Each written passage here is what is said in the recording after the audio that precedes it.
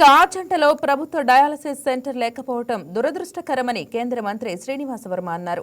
అత్యాధునిక ప్రభుత్వ dialysis centre నిర్మాణానికి ఆయన భూమి పూజ చేసి నిర్మాణ పనులను ప్రారంభించారు.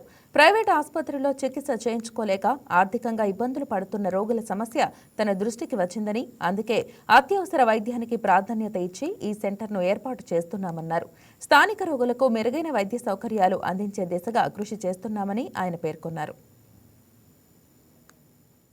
నిర్మించడానికి స్థానిక శాసనసభ్యులు సత్యనారాయణ గారితో భూమి పూజ కార్యక్రమాన్ని నిర్వహించడం జరిగింది. పార్లమెంట్ లో ఉన్నటువంటి అన్ని అసెంబ్లీ హెడ్ క్వార్టర్స్ లో డయాలసిస్ సెంటర్ ఉండాలి. డయాలసిస్ పేషెంట్ల సంఖ్య బాగా పెద్ద ఎత్తున పెరిగింది. అదేవిధంగా ఆచంట అసెంబ్లీకి సంబంధించి రాబోయేటువంటి 4 రోజుల కాలంలో చాలా చోట్ల కొన్ని కమ్యూనిటీ హాల్స్ నిర్మించేటువంటి కార్యక్రమానికి కూడా శ్రీకారం చుట్టాం.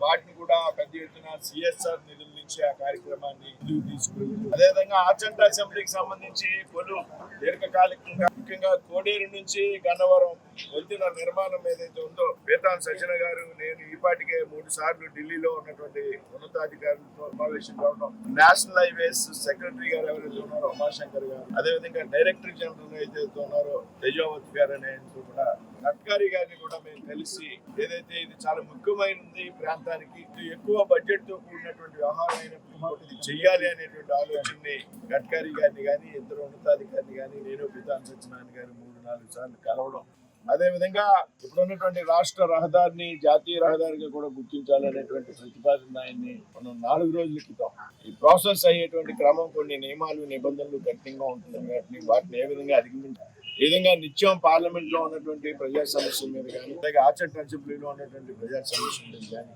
ప్రతి నెల ఇక్కడ శాసనసభ్యులు పితాని సత్యనారాయణ గారు ఢిల్లీ రావడం, నేను ఢిల్లీలో ఉన్నటువంటి సందర్భంలో 2-3 రోజులు ఉండడం, అనేక విషయాల మీద అధికారులతో సంప్రదించడం జరుగుతూ ఉంది. రాబోయేటువంటి కాలంలో ఈ వీడియో మీకు నచ్చినట్లయితే లైక్ కొట్టి షేర్ చేసి మా వైకే టీవీ ఛానల్ని సబ్స్క్రైబ్ చేయండి.